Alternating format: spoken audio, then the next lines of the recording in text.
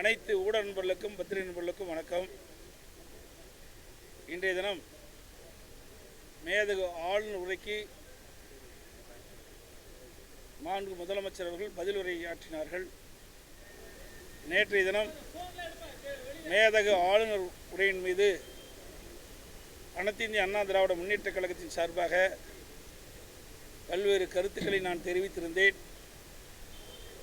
அந்த கருத்துக்களுக்கு மாண்பு முதலமைச்சர் அவர்கள் பதில் உரையில் எந்த பதிலும் கிடைக்கவில்லை. நேற்றைய தினம் நான் மாண்புமிகு ஆளுநர் உரையில் பேசிக் கொண்டிருந்த பொழுது இடையிலே குறுக்கிட்டு மக்கள் நல்வாழ்வுத்துறை அமைச்சர் அவர்கள், நீங்கள் முதலமைச்சர் இருந்த காலகட்டத்தில் ஒரு ஆரம்ப சுகாதார நிலையம் கூட திறக்கப்படவில்லை என்ற ஒரு குற்றச்சாட்டை தெரிவித்தார். இன்றைய தினம் ஆதாரத்தோடு சட்டமன்றத்திலே நான் எந்தெந்த தேதியில் ஜியோ வெளியிடப்பட்டது, எத்தனை ஆரம்ப சுகாதார நிலையங்கள் புதிதாக ஆரம்பிப்பதற்கு உத்தரவு பிறப்பிக்கப்பட்டது என்ற விவரத்தை சட்டப்பேரவையில் நான் தெரிவித்தேன். 11/12/2017 அன்று 12 ஆரம்ப சுகாதார நிலையங்கள் ஜியோ நம்பர் 467 வெளியிடப்பட்டிருக்கின்றன. அதாவது 12 ஆரம்ப சுகாதார நிலையங்கள் புதிதாக ஆரம்பிப்பதற்கு ஜியோ போடப்பட்டது.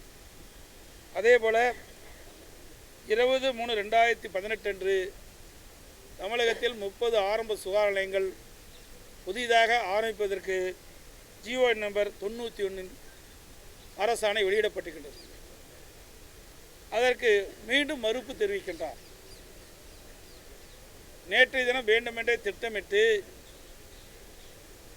நான் பேசுகின்ற பொழுது மக்கள் நல்வாழ்வுத்துறை அமைச்சர்கள் குறுக்கிட்டு ஒரு தவறான உண்மைக்கு புறமான குற்றச்சாட்டை தெரிவித்த காரணத்தினாலே அவர் சொன்ன கருத்து பொய்யானது, உண்மைக்கு புறமானது.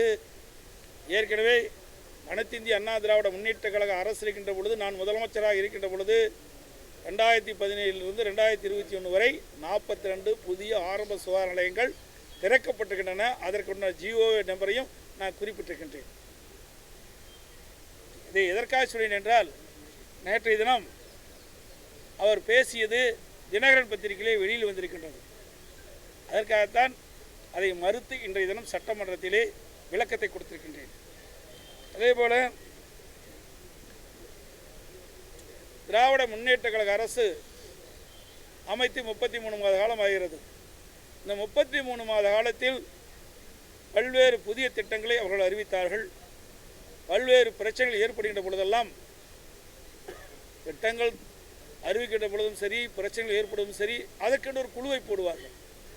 இதுவரை 52 குழுக்கள் மேலாக போடப்பட்டதுக்காக எனக்கு தகவல் கிடைத்திருக்கின்றன. அவை இந்த ஆட்சி பொறுப்பேற்ற பிறகு எத்தனை குழுக்கள் போடப்பட்டன, எத்தனை குழுக்கள் முழுமையான அறிக்கையை அரசுக்கு சமர்ப்பிக்கப்பட்டிருக்கின்றன, அந்த அறிக்கையின் பேரில் என்ன நடவடிக்கை இந்த அரசு எடுக்கப்பட்டிருக்கின்ற விவரத்தை நான் கேட்டேன். அதற்கு வெள்ளை அறிக்கை வெளியிட வேண்டும் என்று கேட்டேன். அதையும் மாண்பு முதலமைச்சருடைய பதிலில் தெரிவிக்கப்படவில்லை. அதோடு உலக முதலீட்டாளர் மாநாடு நடத்தினீர்கள். அந்த உலக முதலீட்டாளர் மாநாட்டினுடைய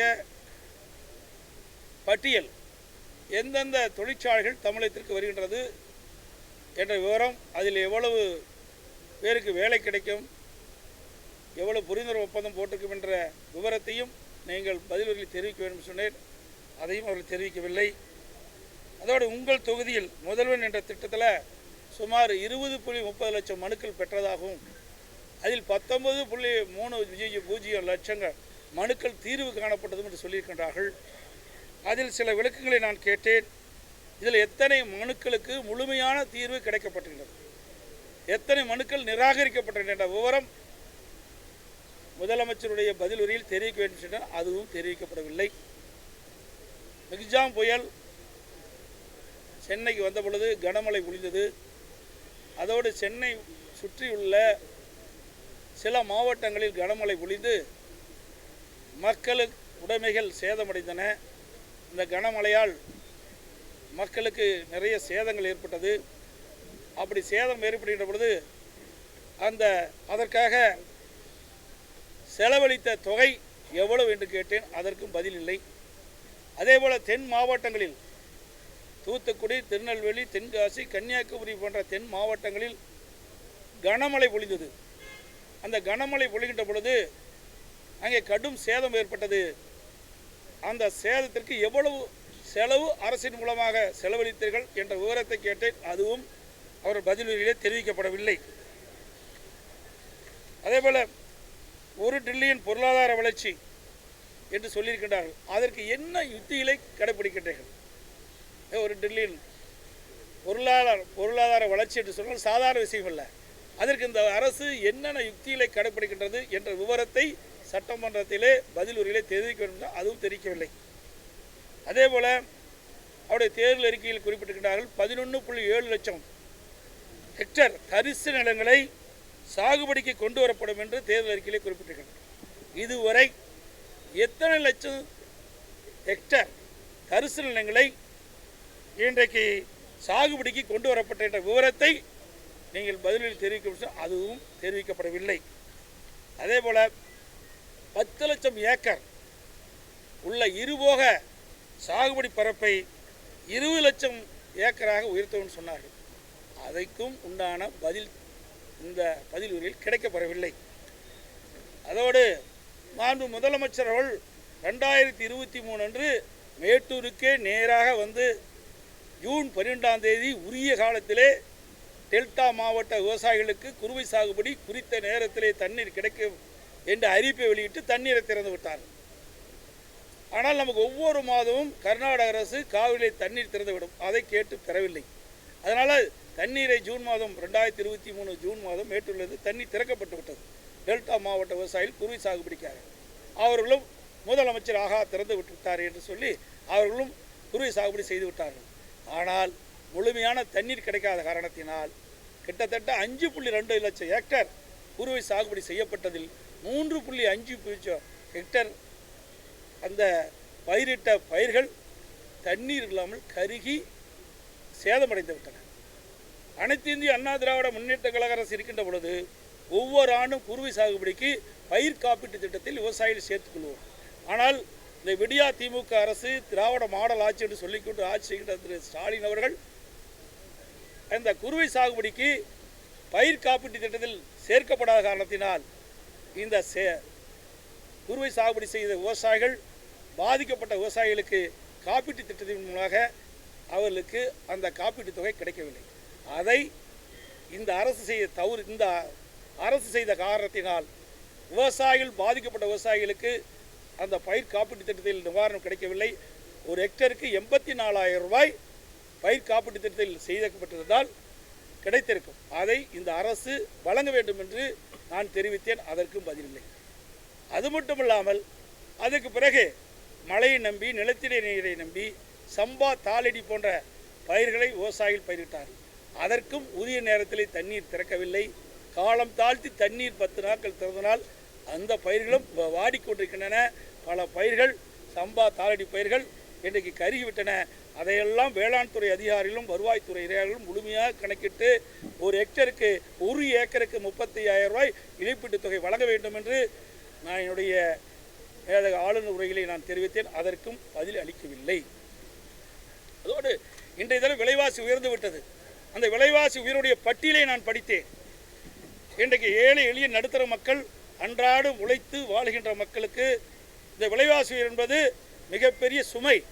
அவை இந்த ஆட்சி பொறுப்பேற்ற பிறகு விலைவாசி உயர்ந்திருக்கின்றது என்ற பட்டியலை நேற்றைய தினம் படித்தேன். அந்த விலைவாசி உயர்வை கட்டுப்படுத்துவதற்கு முதலமைச்சரிடத்தில் எந்த பதிலும் இல்லை. கட்டுமான பொருட்களுடைய விலை உயர்கின்ற பொழுது அத்தியாவசிய பட்டியலில் சேர்க்கப்படும் என்று திராவிட முன்னேற்ற கழக தேர்தல் அறிக்கையில் குறிப்பிட்டிருந்தார்கள். அதை நான் கடந்த ஆண்டே சுட்டிக்காட்டினேன். இன்று வரை கட்டுமான பொருட்கள் விலை இறக்கவே இல்லை. அதையும் சுட்டிக்காட்டினேன். திராவிட முன்னேற்ற கழக தேர்தல் அறிக்கையில் குறிப்பிட்டவாறு கட்டுமான பொருட்களுடைய விலை உயர்ந்திருக்கின்றது. இன்றைக்கு செங்கல் விலை உயர்ந்திருக்கின்றது, ஜல்லி விலை உயர்ந்திருக்கிறது, எம்சாண்ட் விலை உயர்ந்திருக்கின்றது, மணல் விலை உயர்ந்திருக்கின்றது, கம்பி விலை உயர்ந்திருக்கின்றது, சிமெண்ட் விலை உயர்ந்திருக்கின்றது. ஆகவே கட்டுமான தொழில் ஈடுபட்டிருக்கின்ற லட்சக்கணக்கான தொழில்கள் பாதிக்கப்படுகிறார்கள். அந்த தொழிலாளர்கள் வேலை இழக்கின்ற சூழ்நிலை இருக்கின்ற காரணத்தினாலே நடுத்தர ஏழை மக்கள் வீடு கட்ட முடியாத ஒரு சூழ்நிலை இந்த விளைவுகளால் பாதிக்கப்பட்டிருக்கிறார்கள். இதையெல்லாம் கருத்திலே கொண்டு இந்த நீங்கள் அறிவித்தவாறு அத்தியாவசிய பட்டியலில் இதை சேர்க்கப்பட்டு இந்த விலை ஏற்றத்தை குறைக்க வேண்டும் என்று கோரிக்கை வைத்தேன். அதற்கும் பதிலில்லை. அதோடு திராவிட முன்னேற்ற கழகம் தேர்தல் அறிக்கையிலே 520 அறிவிப்புகளை வெளியிட்டார்கள். அந்த 560 அறிவிப்புகளே இதுவரை ஒரு 10% அறிவிப்புகள் தான் நிறைவேற்றப்பட்டிருந்தது. மீதியுள்ள 90% அறிவிப்புகள் இன்னும் நிறைவேற்றப்படவில்லை. ஆனால் முதலமைச்சர்களும் மற்ற அமைச்சர்களும் எங்கே பொதுக்கூட்டத்துக்கு சென்றாலும் அல்லது பேட்டி அளித்தாலும் பத்திரிகை வாயிலாகவும் இவர்கள் ஆட்சி அமைந்த பிறகு இவர்கள் அறிவித்த 520 அறிவிப்புகளில் 95% அறிவிப்புகள் நிறைவேற்றப்பட்டதாக ஒரு பச்சை பொய்யை சொல்லிக் கொண்டிருக்கிறார்கள். அதற்கு உதாரணமாக சில அறிவிப்புகளை கோடிட்டு காட்டின, அதற்கும் பதிலில்லை. இதில் பார்த்தீங்கன்னா முக்கியமான அறிவிப்பு, அதாவது நிறைவேற்ற முடியாத அறிவிப்பை 2021 சட்டமன்ற பொதுத் தேர்தலின் போது இன்றைக்கு விஞ்ஞான முறைப்படியே கவர்ச்சிகரமாக மக்களை கவர்கின்ற விதத்திலே அறிவிப்பை வெளியிட்டார்கள். அதில் சில அறிவிப்புகள் இதுவரைக்கும் நிறைவேற்றாத அறிவிப்புகள் சிலவற்றை தான் சொல்கிறேன். நிறைய 90% நிறைவேற்றப்படவே இல்லை. அதில் அறிவிப்பு எண் 35 உணவுப் பொருட்களுக்கு குறைந்தபட்ச ஆதரவு விலை, அறிவிப்பு எண் 42 100 நாட்கள் ஊரக வேலை நாட்கள் 150 உயர்த்தப்படும், அறிவிப்பு எண் 75 நெல் கரும்புக்கு அவர்கள் நெல்லுக்கு குண்டாலுக்கு 2200 வழங்கப்படும் சொன்னாங்க.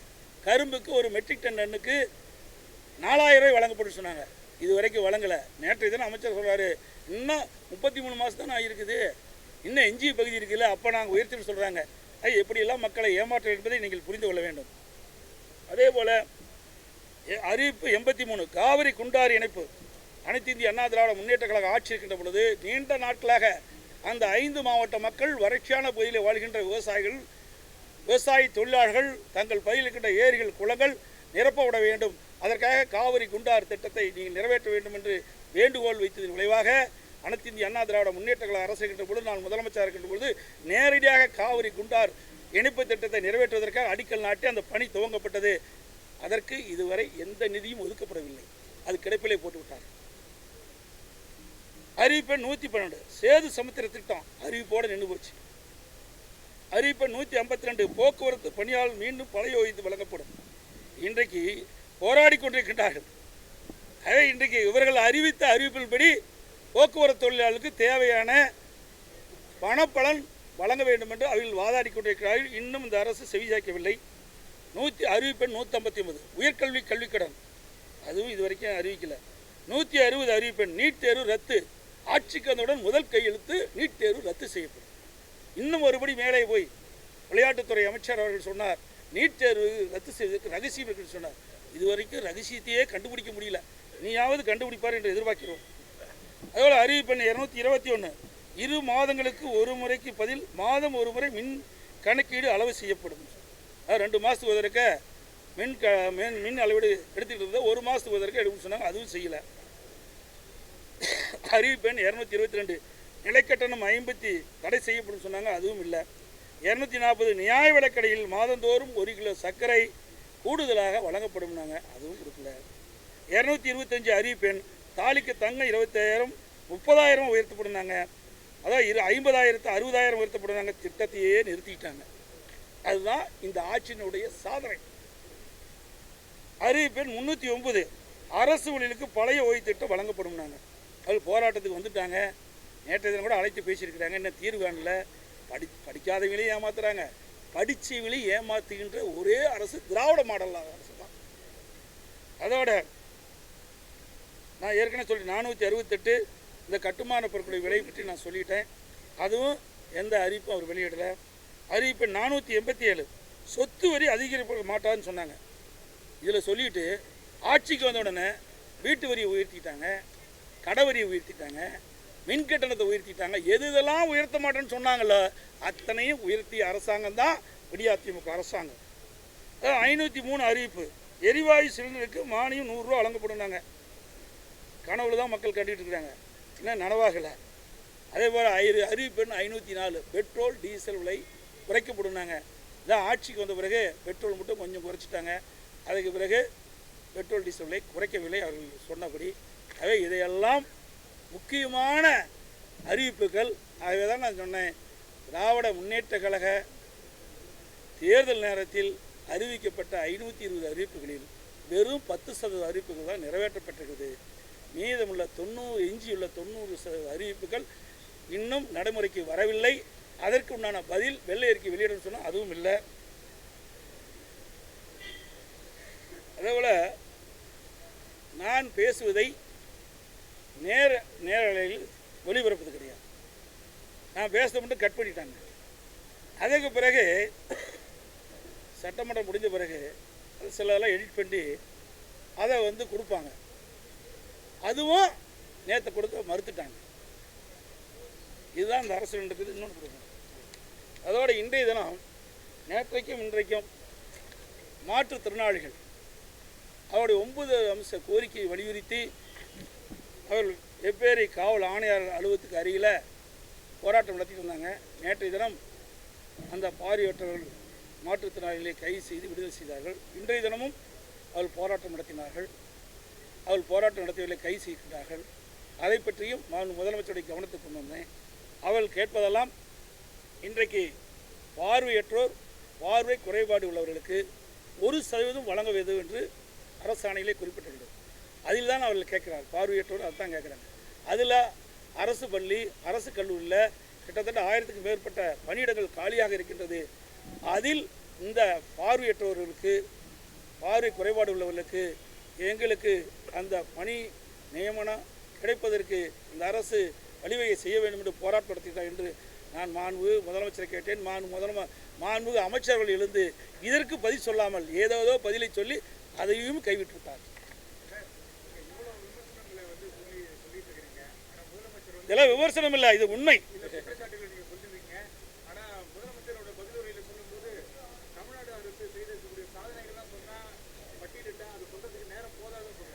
நேரம் போதாது. ஏன்னா 20 நிமிஷத்தில் முடிச்சுட்டார்ல, அப்புறம் நேரம் எப்படி போகுது? நான் இப்போ இத்தனையும் 2021 சட்டமன்ற பொதுத் தேர்தலின் போது திராவிட முன்னேற்ற கழகம் அறிவிக்கப்பட்ட அறிவிப்பின்படி தான் நான் இதை பேசிக்கிட்டு இருக்கிறேன். இந்த ஆட்சி அமைந்த பிறகு என்ன திட்டங்களை கொண்டாந்துருக்கிறாங்க. இந்த ஆட்சிக்கு வருவதற்கு முன்பு நான் ஏற்கனவே குறிப்பிட்டது போல அனைத்து இந்திய அண்ணா திராவிட முன்னேற்ற கழகம் ஆட்சிக்கின்ற பொழுது மக்களை கடனாளி ஆக்கி விட்டார்கள் என்று குறிப்பிட்டார்கள். முதலமைச்சர் குறிப்பிட்டாங்க, அமைச்சர்லாம் குறிப்பிட்டாங்க. இன்றைக்கு ஆட்சிக்கு வந்த பிறகு இந்த 33 மாத காலத்தில் 2,47,000 கோடி கடன் வாங்கியிருக்கிறாங்க. 2,47,000 கோடி கடன் வாங்கியிருக்கிறாங்க. என்ன புதிய திட்டத்தை கொண்டு வந்தார்கள்?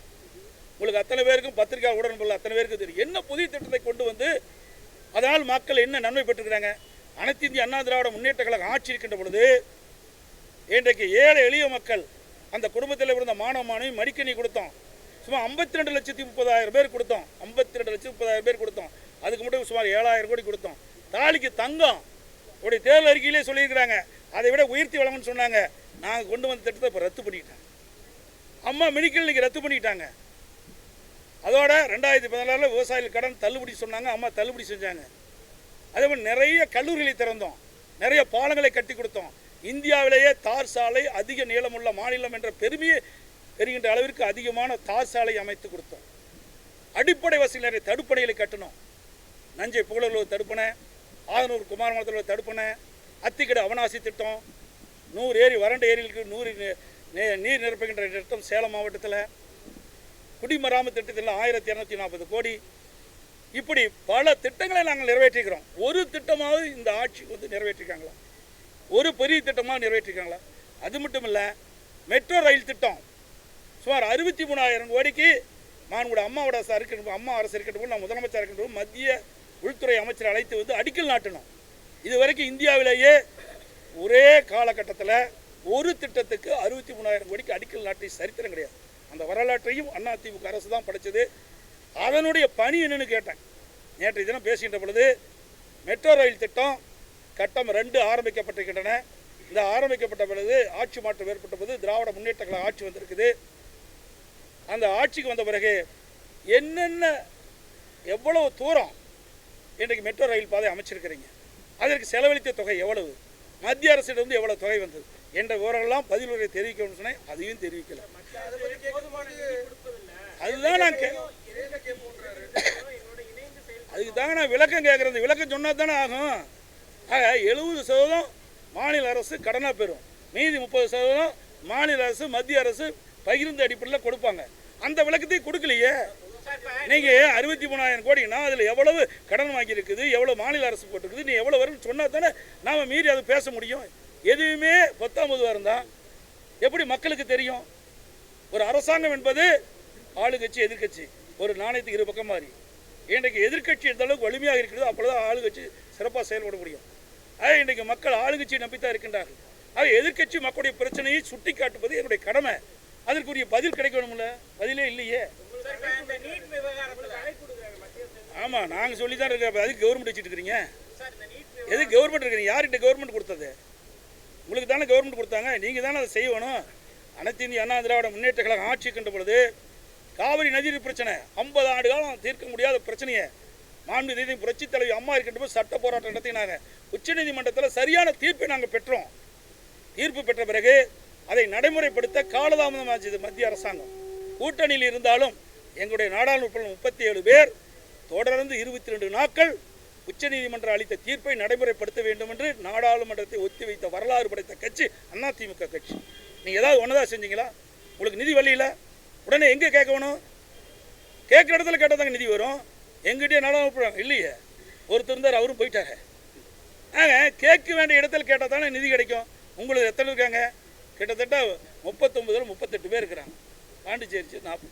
நீங்கள் நாடாளுமன்றத்தில் உங்களுடைய சட்டமன்ற உறுப்பினர்கள் இந்தியா கூட்டணி வேறு வச்சுட்டீங்க. கூட்டணி கட்சிகளாம் சேர்ந்து எங்களுக்கு கிடைக்க வேண்டிய நிதியை கொடுங்க அப்படின்னு கேட்கலாம்ல. ஏன் கேட்க மறுக்கிறீங்க? அனைத்து இந்திய அண்ணா திராவிட முன்னேற்ற கழகம் நாங்கள் எப்படி போராடணும்? போராடுங்கிட்ட தானே விடிவு காலம் பிறந்தது.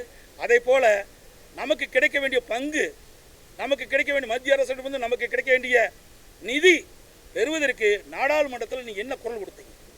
எத்தனை நாடாளுமன்றம் தள்ளி வச்சிங்க? எதுவுமே செய்யலையே. சும்மா வாயிலாக தானே பேசுகிறீங்க.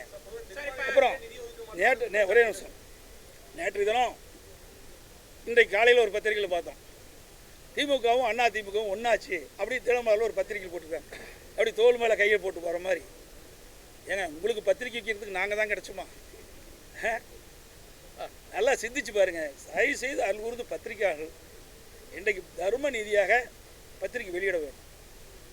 பொன்மனச்சம்பல் புரட்சித் தலைவர் எம்ஜிஆர் அந்த கட்சியை துவக்கிறதே திமுக ஒரு தீய சக்தி தான் அந்த கட்சியை துவக்கியிருக்கிறோம். அதிலிருந்து எங்களுக்கு எதிரி திராவிட முன்னேற்ற கழகம் தான், மற்ற எந்த கட்சியும் கிடையாது. அந்த அடிப்படையில் நாங்களும் செயல்பட்டு கொண்டிருக்கின்றோம். வேண்டுமென்றே திட்டமிட்டு எங்களை கொச்சப்படுத்தி தரம் தாழ்த்தி பத்திரிகை வெளியிடுவதை நிறுத்திக் கொள்ள வேண்டும். உங்களுக்கு திமுகவுக்கு எப்படி முரசலியோ அது மாதிரி பாரதிய ஜனதாவுக்கு தினமலர் ஒரு முரசலி மாதிரி காட்சியளித்துக் கொண்டிருக்கின்றனர். இதையெல்லாம் தயவு செய்து எண்ணி பார்த்து போட வேண்டும். நடுநிலையோடு நீங்கள் பத்திரிகைகளை வெளியிட வேண்டும் என்று இந்த நேரத்தில் கேட்டுக்கொள்கிறேன்.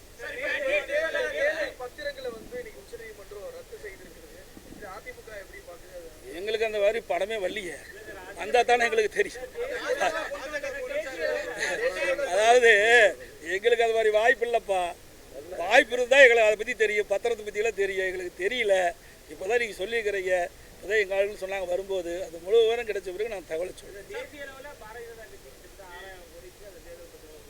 ஏன் இங்கே இருக்கிற திமுக வாங்கலையா? வாங்காத கட்சி அண்ணா திமுக கட்சி ஒன்று தான். புரியுதுங்களா? அதாவது நாங்கள் சொல்கிறது, நீங்கள் பாரதிய ஜனதாவுடைய திமுக வாங்கன்னு சொல்ல மாட்டேங்கிறீங்களே, பயந்துட்டு சொல்ல மாட்டேங்கிறீங்களே. அது வாங்கியிருக்காங்களா? அவையெல்லாம் பதில் சொல்லிட்டோம். அப்போ தானே வெளியில் வரும். இப்படி தடுத்தா தான் எங்களை போல் இருக்கிற கட்சி நடத்துறதுக்கு வாய்ப்பாக இருக்கும்.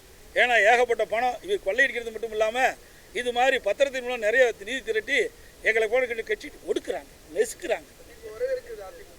நிச்சயமாக வரவேற்கிறோம்.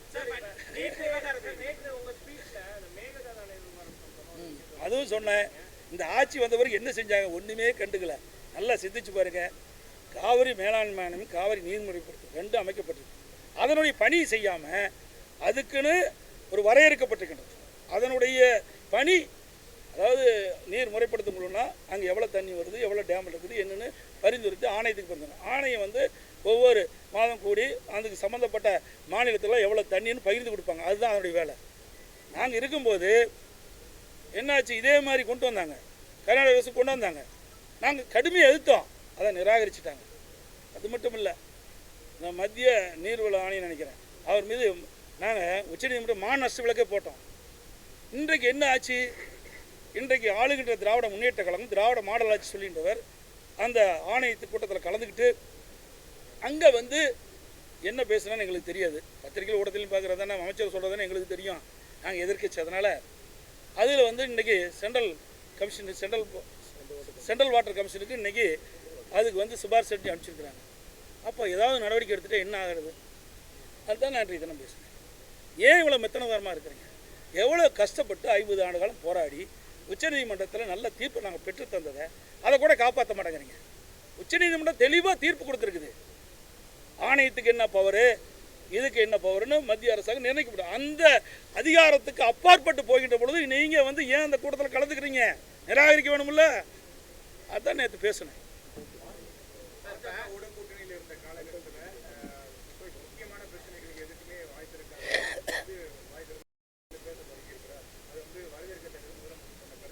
பரவாயில்ல, இப்போ நான் எதுக்குறேன்னு சொல்லிக்கிட்டார்ல. இது வரைக்கும் அடிமை கிடுமின்னு பேசின முதலமைச்சர்கிட்ட அவர் வாயிலிருந்து வந்துட்டதில்ல பதில். எதுக்குறான்னு வாயில் வந்துட்டதில்ல, ஒத்துக்கிறீங்களா? எதுக்குறான்னு சொல்லிட்டார்ல, நீங்கள் தானே சொன்னீங்க. ஆகவே அனைத்து இந்திய அண்ணா திராவிட முன்னேற்ற கழகத்தை பொறுத்த வரைக்கும் கூட்டணியில் இருந்தாலும் இல்லாவிட்டால் மக்களுடைய பிரச்சனை, தமிழ்நாட்டு மக்களுக்கு சாதகமாக இருந்தால் ஆதரிப்போம், பாதகமாக இருந்தால் எதிர்ப்போம். அது ஆளுகின்ற போது கூட்டணியாக இருந்தாலும் சரி, இல்லது கூட்டணி இல்லாமல் வெளியில் இருந்தாலும் எங்களுக்கு எஜமானர்கள் தமிழ்நாட்டு மக்கள் தான் எங்களுக்கு வாக்களித்து எங்களுடைய வேட்பாளரை வெற்றி பெற செய்து நாடாளுமன்றத்துக்கு அனுப்புகிறார். இங்கே இருக்கின்ற மக்களுடைய குரல் நாடாளுமன்றத்தில் ஒலிக்க வேண்டும். அதற்காக தான் நான் கட்சி வச்சு நடத்திட்டு இருக்கிறோம். இவர்களைப் போல பதவிக்கு அதிகாரத்துக்கு நாங்கள் எப்பொழுதுமே நாங்கள் வந்து அடிமையாக இருந்தது கிடையாது. மக்களுக்கு சேவை செய்வதுதான் எங்களுடைய கட்சியுடைய நோக்கம். அதுதான் எங்களுடைய தலைவர்கள் வகுத்து தந்த பாதை. அதன் வழியில் தான் நாங்கள் சென்று கொண்டிருக்கின்றோம். இப்போ நாங்களாம் அந்த வேலையை செஞ்சுட்டு இருக்கிறோம்ல, பூத் கமிட்டி அமைச்சிருக்கிறோம், இன்னும் மற்ற வேலையில் செஞ்சுக்கிட்டே இருக்கிறோம். ஆகவே கூட்டணி என்பது தேர்தல் நெருங்க தான் வரும். தேர்தல் நெருங்குதுன்னா தேர்தல்னு எப்படின்னு தெரியல, 1 மாதம் ஆகுங்கிறாங்களே அறிவிக்கிறதுக்கு. தேர்தல் வருகின்ற பொழுது நிச்சயமாக கூட்டணி ஏற்படும். அப்பொழுதெல்லாம் உங்களை அழைத்து நாங்கள் முழுமையாக தெரிவிப்போம். அனைவருக்கும் நன்றி, வணக்கம்.